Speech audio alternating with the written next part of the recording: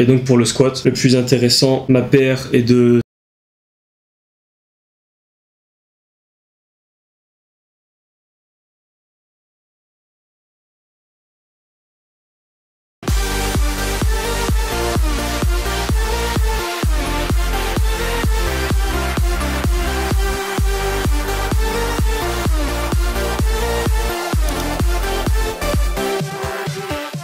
Salut tout le monde, j'espère que vous allez bien. Donc aujourd'hui on se retrouve sur la chaîne pour une nouvelle vidéo. Donc aujourd'hui je suis avec Thibaut. Donc Thibaut aujourd'hui va nous parler de son expérience avec le MK677. Donc pour ceux qui ne savent pas ce qu'est le MK677, je vous inviterai à voir d'abord la vidéo que j'ai faite dessus pour comprendre de quoi on va parler aujourd'hui. Pour commencer, j'aimerais vous dire que Thibaut n'a pas été forcé pour prendre du MK677, c'était ton choix. C'est ça, on va dire.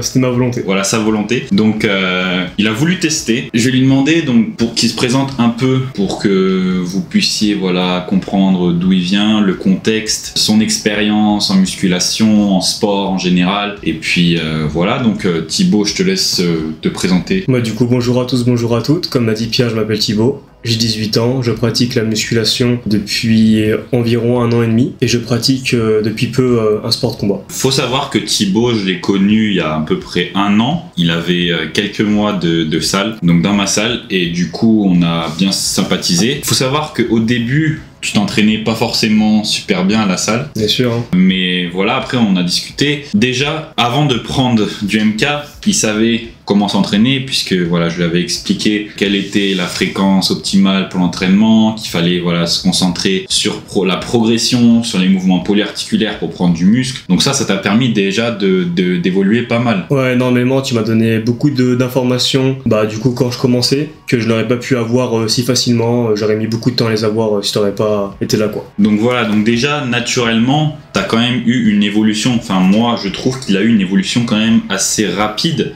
Une fois les bons concepts appliqués de l'entraînement, de la nutrition, jusqu'à quelle charge tu as évolué naturellement, on va dire, si tu as des exercices, par exemple le squat ou d'autres exercices de référence? Alors du coup, moi, depuis que j'ai commencé la musculation, j'ai essayé de tous les gros exercices, donc par exemple le squat, développé couché à la barre, aux haltères et aussi soulevé de terre. Soulevé de terre, j'ai vite arrêté, j'en ai fait quelques mois, je n'ai pas aimé, j'avais mal au dos. Développé couché à la barre, j'en ai fait pareil quelques mois, mais j'ai arrêté pour ensuite me mettre aux haltères. Et bon, là, j'ai récemment arrêté il y a 1 mois ou 2 de coucher haltères. Mais par contre, j'ai toujours conservé l'exercice le squat. J'aime beaucoup le squat. J'aime beaucoup cet exercice. Et naturellement, je me suis arrêté à 150 kg au squat en paire. Et là, grâce Attends, on va le dévoiler après, la progression. Donc il a quand même eu une évolution rapide parce qu'au départ il squattait même pas 70 kilos et il a quand même monté jusqu'à 150. Donc c'est pas quelque chose qu'on voit chez toutes les personnes qui commencent la musculation. Même pour moi, hein, j'ai mis beaucoup plus longtemps que lui à atteindre ses charges. Donc il a quand même une base qui lui permet d'être assez fort, surtout au niveau des jambes, au niveau du squat. Donc voilà, comme Thibaut il vous l'a dit, il a 18 ans. Donc moi je voulais pas du tout lui donner des armes qui allaient en fait avoir un impact négatif sur sa production de testostérone, car je pense qu'il est encore en développement, il n'a pas encore fini peut-être tout son développement au niveau croissance, au niveau cérébral et tout ça. Donc c'est des produits qui peuvent affecter ça. Donc si vous êtes jeune, par exemple 18 ans, je vous déconseillerais fortement d'utiliser des androgènes, donc des SARMs. Mais le MK677, c'est pour moi l'un des produits qui peut être utilisé quand on est jeune, on va dire, puisque voilà, l'hormone de croissance, ça peut être bénéfique si on n'a pas fini sa croissance, et puis ça va pas avoir un impact sur votre production de testostérone, donc pas un problème pour le développement sexuel et tout ça. Donc voilà, c'est pour ça que il voulait tester et je lui ai dit voilà, le MK677, je pense ça peut passer, mais après le reste, voilà, je te conseillerais d'attendre un peu plus pour voir plus tard. Et puis aussi voilà, il était débutant au niveau de musculation, en expérience, donc prendre des SARMs tout de suite, j'en vois pas trop l'intérêt non plus. Qu'est-ce que tu as remarqué en prenant du MK677 par rapport à avant? Quels effets positifs, déjà on va commencer par ça, les effets positifs que tu as ressentis avec le MK? Les effets positifs, c'est gain de force, gain musculaire, et puis aussi j'ai une meilleure qualité de sommeil, je m'endormissais un peu plus vite et j'avais beaucoup plus d'appétit, ce que je n'avais pas avant. Donc tu arrivais à manger plus que d'habitude? Voilà, plus que d'habitude, et puis même actuellement, c'est vrai que j'ai l'impression d'avoir conservé cet appétit. Donc tu as conservé, voilà, je pense que c'est peut-être une théorie qu'il ait conservé son appétit, puisque voilà, il a habitué son estomac peut-être à manger plus, et du coup maintenant voilà, c'est plus facile pour lui. Donc voilà, ça peut être un frein pour beaucoup de personnes, l'alimentation. On a du mal à manger assez pour progresser, pour prendre en muscle, donc ça c'est un bénéfice important. Également au niveau du sommeil, pour la récupération c'est primordial, donc voilà, une amélioration au niveau de votre sommeil. Également ça peut accélérer tout ce qui est récupération des blessures, des tendons, des articulations. Donc ça c'est quelque chose que depuis que tu as commencé voilà, le sport de combat, donc la lutte qu'il a commencé, et en continuant la musculation, t'as pas noté de douleurs articulaires ou moins qu'avant par exemple? Non, avant j'avais pas de douleur, et pendant le cycle j'ai eu aucune douleur. Non. Et au niveau des entraînements, donc combien par semaine, tout combiné? Tout combiné, du coup je faisais 3 entraînements par semaine de lutte, et je faisais 2 entraînements de musculation aussi. Il a quand même réduit son volume en musculation. C'était à combien de séances avant? Avant j'étais à 4 séances, donc de 4 séances à 2 séances, mais t'as quand même réussi à prendre du poids, oui, à prendre du muscle, voilà, de la force, donc ça va pas freiner au niveau des résultats. Au niveau de tes performances, donc je vous mettrai en vidéo donc les vidéos qu'il m'a donné par rapport à ses performances qu'il a réalisées. T'as progressé de combien du coup sur tes exercices? Est-ce que tu peux nous donner des exemples? Bien sûr, je vais regarder mon bloc-notes du coup. Donc ça, il faut savoir que c'est en 2 mois et 2 séances par semaine de musculation, donc c'est pas forcément par rapport à la plupart des personnes qui vont en salle, c'est moins de volume d'entraînement que quelqu'un qui s'entraîne de manière classique. Surtout qu'il avait un autre sport à côté, donc quand on pratique un sport plus la musculation, c'est dur de progresser sur les deux à la fois. Oui, du coup, avant de faire le cycle, donc je pesais déjà 70 kg. Et donc, du coup, je faisais de l'overhead press, 4 séries de 5 répétitions à 12,5 kg. Sur la barre de chaque côté? Oui, de chaque côté. Donc ça fait 45 kg. Et puis, du coup, de la poulie vis-à-vis pour les pecs, je faisais 4 séries de 10 répétitions à 8,75 kg. Plus 2 plaques, mais dessus c'est marqué 625, ou c'est 625 grammes. Ouais, donc ça doit faire à peu près 10 kilos, quelque chose comme ça de chaque côté. Élévation latérale, 4 séries de 15 répétitions à 12 kilos. Ensuite les dips, je faisais 4 séries de 10 répétitions, mais poids de corps, donc même pas lesté. Squat, 4 x 5 répétitions, et j'étais à 127,5 kg, et 4 x 3 répétitions, 135. Voilà, parce que une semaine sur deux, je faisais 4 x 5 répétitions, et l'autre semaine je faisais 4 x 3. Tirage horizontal, 4 séries de 10 répétitions à 55 kg. Tirage vertical, 4 séries de 10 répétitions à 54. Et puis après, du coup, mon biceps curl, c'est 4 séries de 10 répétitions à 10 kg. Et puis voilà, mais il y a aussi pendant le cycle, j'ai arrêté certains exercices parce que ça me prenait trop d'énergie, trop de temps. Et donc après, du coup, pour la poulie vis-à-vis, en 4 x 10 répétitions, j'étais à 11,25 kg, plus toujours les 2 packs de 625 grammes. L'overhead press, 3 séries de 5 répétitions à 15 kg. Donc ça fait 50 kg de chaque côté, 50 kg en tout, donc progression de 5 kg, c'est ça? Du coup, si j'ai baissé mes séries parce que je fais un full body, donc je dois gagner un peu plus de temps. Élévation latérale, 3 séries de 15 répétitions à 14 kg. Dips, 3 séries de 8 répétitions, 8. Bon, ça c'est plus d'actualité, je suis à 10. 3 séries de 10 à combien? 10, 12, 10 en moyenne. Lesté à 15 kg. Ok. Tirage horizontal, du coup, 3 fois 6 répétitions à 80 kg. Alors t'es passé de 55 à 80 sur le tirage horizontal. C'est ça. Ok, grosse progression. Tirage vertical, 3 fois 6 répétitions à 75, plus 2,5 kg. Et donc pour le squat, le plus intéressant, ma PR est de 170 kg. Et puis du coup, 4 fois 5 répétitions, je suis à... J'ai réussi à faire une séance à 145, qui est tenue sur toutes les séries. Et 4 fois 3, j'ai pas pu le faire. Ok, donc ça fait quand même une progression vraiment importante de 20 kg sur le squat, c'est ça? En 2 mois, qui fait pour la PR, ça fait pratiquement 2,5 kg par semaine, sachant qu'il avait que 2 séances par semaine et en plus un autre entraînement de sport à côté, et c'est pas un débutant complet. Hein, quand on est débutant, c'est possible de gagner 20 kilos sur un mouvement en 2 mois, mais quand on a 1 an, voire presque 2 ans de musculation, on va pas prendre généralement autant rapidement sur un mouvement, à part si on est en prise de masse vraiment hard, ou alors si on revient de blessure ou quelque chose comme ça. Mais voilà, généralement ça prend plus de temps que ça à progresser. Surtout 2 séances par semaine. Et puis voilà, donc au niveau des performances, ça vous montre que c'est efficace. Après, on n'a pas pu faire une étude de comparative en remarquant, enfin si voilà, il y avait la même personne qui ne prenait pas le MK, qui faisait le même entraînement, quelle progression il aurait eu. Mais voilà, ça vous montre quand même qu'il a pas mal progressé.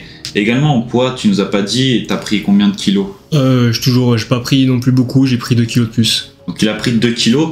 Donc c'est quand même, il a pris 2 kilos secs parce que là il les a conservés après, c'est ça? Oui. Donc voilà, ça le fait prendre 2 kilos sans avoir pour objectif de prendre du poids. Donc il a juste pris du MK et ta dose c'était 20 mg par jour, c'est ça? C'est ça. Donc 20 mg par jour. Généralement le MK ça vous fait gagner plus pendant que vous le prenez parce qu'il y a une rétention d'eau. Mais voilà, après généralement vous conservez ces 2 kilos en plus que vous avez gagné avec le MK. Et ces kilos là ils sont corrélés bien sûr à une prise de muscle et du coup voilà, une amélioration des performances. Donc voilà, pour ceux qui voudraient tester le MK, bien sûr, ne prenez pas des SARMs ou autres, c'est pas pour consommation humaine, mais voilà, c'est juste pour vous montrer que c'est quelque chose qui marche et qui est efficace, puisqu'il y a beaucoup de personnes qui, sur internet, vont dire que les SARMs, c'est nul, que ça marche pas, que ça n'a pas d'effet positif et que voilà, c'est que du poison qu'on essaye de vous vendre ou quoi que ce soit. Mais voilà, pour le MK par exemple, vous payez pas plus cher qu'un pot de whey ou autre, et le pot de whey va pas vous faire gagner 2 kilos de muscles secs, ça c'est sûr. Au niveau des effets secondaires, tu nous as pas dit si tu avais remarqué des effets secondaires ou pas avec le MK. Du coup au début, quand je prenais du coup mon comprimé, je le prenais le soir. Du coup les premiers temps, la première semaine environ, ça me faisait pas tourner la tête, mais des légers maux de tête. Ouais. Mais par la suite, bon en fait ça c'est dû au fait que j'avais envie de dormir. Je trouve que ça le faisait assez fort au début. Bon ça allait en soi, hein. Et puis après je sentais plus rien. C'est parce que tu avais envie de dormir et c'est ça. Et du coup t'étais je sais pas, par exemple t'étais devant ton ordinateur ou quelque chose comme ça et tu sentais que ça te... Ouais. Oui, parce que généralement voilà, le MK quand vous le prenez, généralement 1 heure après, 30 minutes, 1 heure après, vous commencez à sentir la fatigue et c'est un effet normal. T'as pas eu des réveils en pleine nuit par la faim ou quelque chose comme ça? Si, j'ai eu des réveils, mais c'est moi qui ai pris mon comprimé trop tard. Disons que des fois j'oublie de le prendre et je le prenais pendant mon repas ou après. Voilà, donc en fait c'est totalement une erreur de ma part. Donc forcément oui, j'avais envie de manger quoi après. Parce que tu le prenais à quelle heure généralement? Du coup, juste avant de manger, donc aux alentours des 20h. Ok, du coup si tu le prenais plus tard, ça te donnait faim après? Ouais, ça me décalait quoi. En gros, ça faisait pas encore les effets de la faim, ça venait après manger. Du coup, je devais remanger quoi. D'accord. Voilà. Donc, voilà. Et aussi, dans ma salle de musculation, il y a une balance. Là, j'aurais trouvé sur mon téléphone, du coup, mon application. Il y a une balance qui nous mesure. C'est une note des stats. Donc, par exemple, je peux le dire d'ailleurs mes stats. Ouais. Voilà, donc ma masse graisseuse, mon body fat est de 10%, 11%, sachant que je fais 1m72, voilà, et que j'ai 18 ans. Et du coup, masse musculaire squelettique, j'étais à 38 kg sur, du coup, environ 71 kg, quoi. D'accord. Ouais. Donc ça fait quand même un rapport poids-taille 0, ce qui veut dire que pour 1m72 il va faire 72 kg, donc c'est quand même un bon niveau de masse musculaire, surtout pour son âge, pour son expérience aussi en musculation. Et puis oui, c'est vrai, moi personnellement je l'ai pas vu, j'ai pas trop vu son évolution puisque on s'est pas trop vu plus que ça tout le long. Mais je constate que entre avant et après, il a quand même pris du volume au niveau musculaire. Il y a un changement en tout cas. Qu'est-ce que tu comptes faire à l'avenir? Donc là, t'as pris du MK comme on a dit. Là, c'est quoi tes objectifs pour l'avenir, que ce soit en muscu ou en sport? En sport, je n'ai pas spécialement. Enfin, du moins, si, c'est continuer à progresser dans la musculation, dans mon sport de combat. Après, c'est vrai quand même que grâce au MK, il y a eu quand même des effets, assez importants. Disons que si je les aurais pas eu, j'aurais eu mes résultats que j'ai maintenant dans assez longtemps quand même. Surtout pour ce qui est de la force, notamment tout ce qui est dos et jambes, c'est vrai que j'ai gagné pas mal de force et du coup c'est forcément bénéfique pour mon sport de combat. Ok, mais voilà, il faut savoir qu'il fait pas tu fais pas de compétitions qui sont, on va dire, contrôlées ou voilà. Pour l'instant, tu fais juste ça pour le plaisir. Exactement, ouais. Puisque voilà, pour ceux qui font de la compétition, bien sûr, prenez pas du MK puisque c'est interdit, me semble, par l'agence antidopage. Donc voilà, après si vous faites du sport de manière récréative et que vous souhaitez améliorer vos performances, votre récup, votre progression, ça peut être un atout bénéfique. Je crois qu'on a fait un peu le tour par rapport à la vidéo. C'est ça. Si vous souhaitez qu'on refasse des vidéos à l'avenir, dites-le moi. Si jamais Thibaut il souhaite un jour retester d'autres produits, on verra. Ça sera peut-être un cobaye, un cobaye pour la chaîne. Bah voilà, si vous avez des besoins personnels au niveau des produits, bien sûr, checkez mes liens en description. Et puis voilà, abonnez-vous à la chaîne. Ah d'ailleurs Pierre, est-ce que je peux juste rajouter une chose? Ah oui, il va rajouter une chose. Du coup, comme l'a dit Pierre, c'est vrai que le fait de faire de la musculation 2 fois par semaine, dont un autre sport, qui n'est pas du bodybuilding, hein, c'est du cardio, tout ça, c'est vrai que ça m'a beaucoup freiné. Donc imaginons que j'aurais pas fait sport de combat et que j'aurais fait que de la musculation, je me serais tenu à 4 séances ou voire 5. C'est vrai que là, il y aurait eu des évolutions très probablement plus grandes. Voilà, il aurait peut-être largement pu progresser un peu plus. Donc voilà, gardez ce contexte en mémoire que voilà, si vous faites juste de la musculation, ça peut peut-être vous faire progresser plus. Et si vous faites juste un autre sport, ça peut vous faire progresser plus dans cet autre sport. Puisque voilà, c'est dur de progresser sur 2 sports à la fois. Donc voilà, comme on vous a dit, bah, si vous avez aimé la vidéo, n'hésitez pas à liker la vidéo, à laisser un commentaire, ça aide toujours pour l'algorithme YouTube, à vous abonner à la chaîne pour manquer aucune des prochaines vidéos. Et puis on se retrouve à très vite, à bientôt sur la chaîne. Allez, salut les gars, bye bye.